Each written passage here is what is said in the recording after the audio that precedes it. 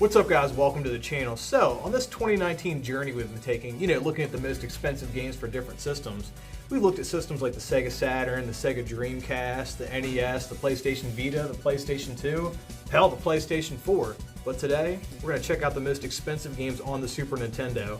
And I am allowing Super Famicom games on this list in some special cart, so it's going to be a fun list. But anyways, guys, let's check out the 10 most expensive Super Nintendo games of 2019. At number 10, we have Castlevania Dracula X, or as known on the PC Engine, Castlevania Rondo of Blood.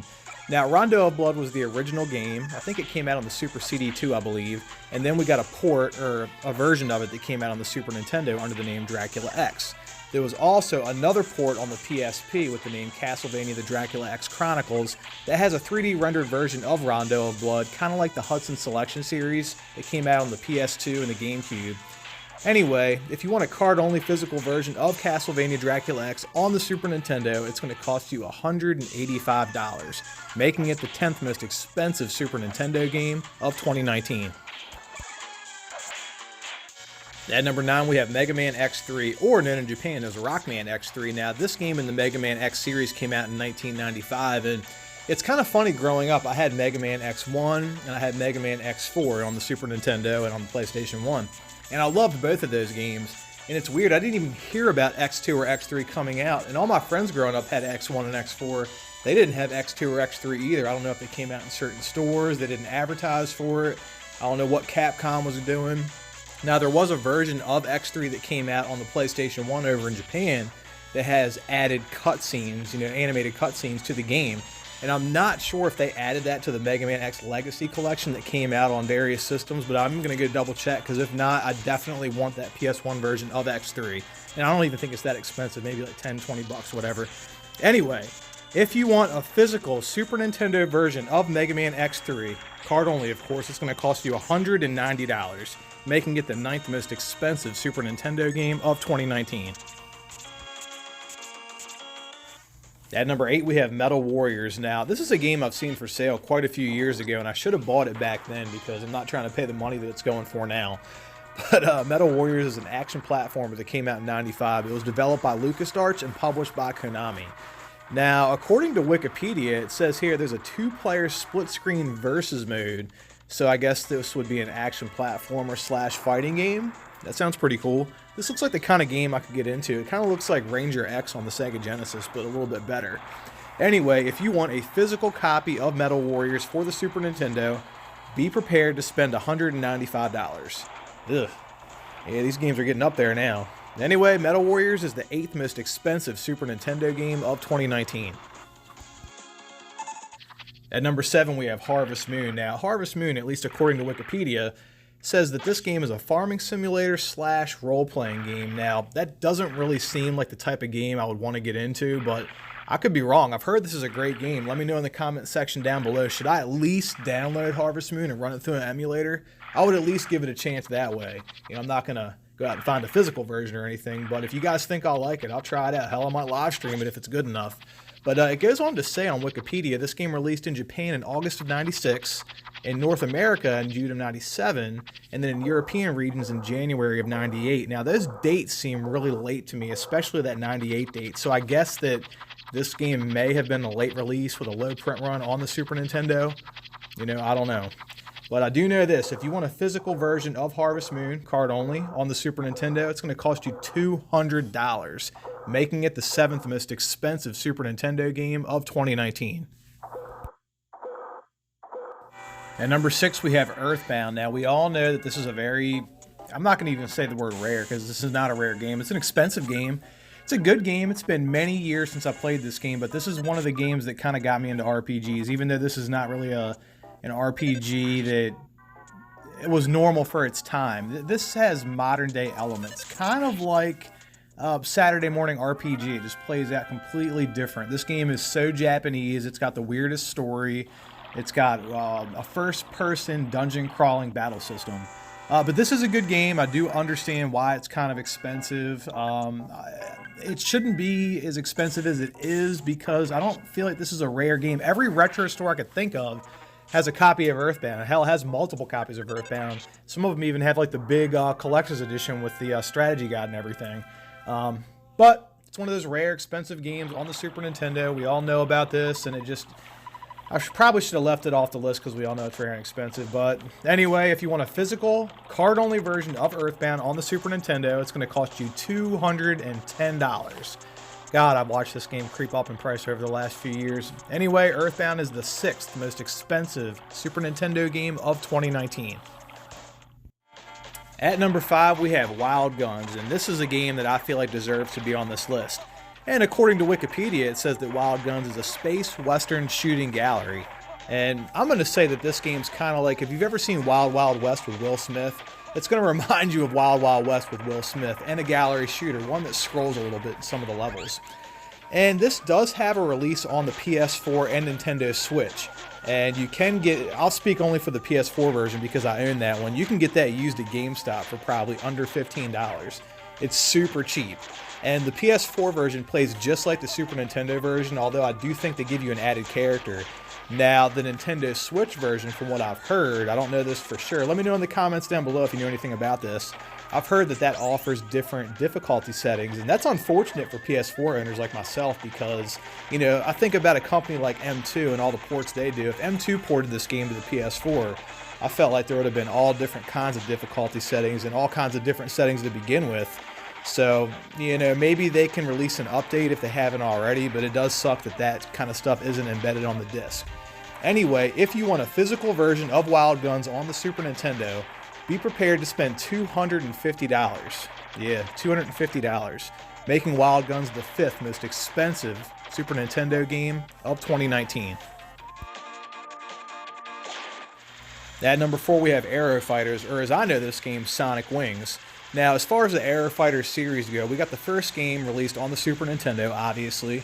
We got Aero Fighters 2 and 3, I believe, that released in North America on the MVS and AES, so they were released on Neo Geo, you know, SNK systems. Now, you best believe those Aero Fighters on the AES are going to cost you a lot of money. You know, I imagine they could probably cost upwards of $1,000, if not more. Some of those games are crazy expensive. So I have Aero Fighters 2, or as I know it, Sonic Wings 2 on the Neo Geo CD.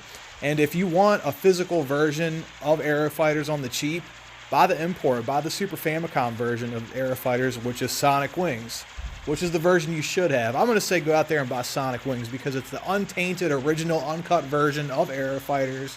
And just me, I like having the Japanese copies of stuff. I mean, they all play in English, so it's a shooter. What do you need to know Japanese for?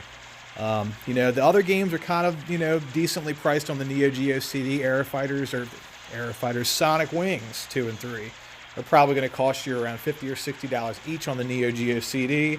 I recommend them. I think this is an excellent series, and I think fans of shoot 'em ups and spaceship shooters, especially those vertically scrolling ones, you're going to love this game.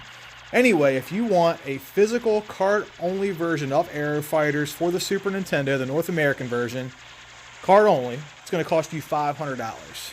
$500 for Aero Fighters. That's crazy. Anyway, $500 makes Aero Fighters the 4th most expensive Super Nintendo game of 2019. At number 3, we have Hagane, and this game is very synonymous, kind of like Earthbound, and it's known as a very rare, very collectible Super Nintendo game, and this game is a rare game. This game is rare. I don't know what the story is behind how this game was released or anything like that, but I've only seen a physical version of Hagane maybe a couple of times in my life. I actually saw one sell online on the Goodwill website for like $600 or $700 a few years ago.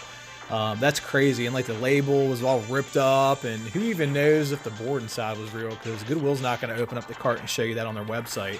But this is a fun game. It's a fun action platformer. It kind of reminds me of Ninja Warriors, although Ninja Warriors I feel like is a little bit better of a game. This game's a little bit more fast-paced than Ninja Warriors. It's a lot of fun, really, really hard. So this game's challenging. If you like a good challenge, this game's got you covered. Anyway, if you want a card-only version of Hagane online, you're at the lowest amount, you're going to spend $550. So yeah, we're getting up there. We're getting up there in price now. But anyway, at $550, Hagane is the 3rd most expensive Super Nintendo game of 2019. At number 2, we have Rendering Ranger R2. And I know this is a Super Famicom game, I know, but I wanted to add this game to the list. This is the one game when I mentioned Super Famicom in the beginning of the video. This is the game I wanted to add to the list. So, what is Rendering Ranger R2? Well, it's a multi-genre game. It starts off as a run and gun shooter, and it kind of has shoot 'em up levels. So, if you've ever played a game like Gunlord, or even Contra, or really, Gunstar Heroes, any run and gun game, it's got run and gun shooter levels, and then it has straight up shoot 'em up levels. So, it's got two different genres in one. This game is great. There's no continues on this game, so you have to practice. Once you run out of lives, that's it. And I wonder if you can use a Game Genie with this game. If you can, let me know in the comment section down below, because I would love to run some cheats through Rendering Ranger R2. So, do you want a physical version, a legit version of Rendering Ranger R2? Because if you do, it's going to cost you $800. $800 for this Super Famicom gem, making Rendering Ranger R2 the second most expensive Super Nintendo or Super Famicom game of 2019. At number 1, we have the Star Fox Super Weekend cartridge. Now, I've heard about this thing. I've never seen a physical of this cartridge. I mean, I've seen them on YouTube. I've seen them on the internet. I read an IGN website about this cartridge the other day, and according to IGN, this is a super rare special edition cart only briefly sold to Nintendo Power. The Star Fox Super Weekend Special Edition version was created for international Star Fox competition events hosted by Nintendo Power in the US, and it was from Friday, April 30th to May the 2nd of 1993. Now, these events were 5-minute timed events of the first two stages, and I think that's pretty much everything that's on the cartridge. So this thing does look kind of cool. The history behind it's pretty cool. It kind of reminds me of the NES cart that's real rare and valuable. And I think they did something like this for Donkey Kong Country. Blockbuster did like a Donkey Kong Country timed event, and there's like a Donkey Kong Country cartridge kind of like this. I don't know. I'm sure there's those of you out there that do, and if you do, let me know in the comments down below. Anyway, if you want a physical, card-only version of the Star Fox Super Weekend, it's going to cost you $900, and that's on the low end. They get a lot more expensive than that. But at $900, Star Fox Super Weekend cartridge is the most expensive Super Nintendo game of 2019. So guys, those are the most expensive Super Nintendo games of 2019, and I know there's probably other expensive games out there. I mean, hell, I see them on eBay, some of them that cost thousands of dollars, but nobody's buying them. All these prices are based on games that have sold at least a few copies this year, and some of those games you might see for thousands of dollars, they're not selling because obviously that's not a fair market value. And this is an awesome list. You got games like Hagane, Rendering Ranger R2, you got Wild Guns, Metal Warriors, Aero Fighters, Castlevania, Dracula X. I mean, when you sit down and think about the Super Nintendo library, at least when I see this list on paper, I mean, it's pretty impressive. So at least the top 10 games on the Super Nintendo are good games, not just a bunch of filler crap that are rare and just need to be in somebody's collection. Anyways, guys, thanks for watching. Remember to like this video, and if you like awesome video games, make sure you subscribe to the channel. Till next time, peace out.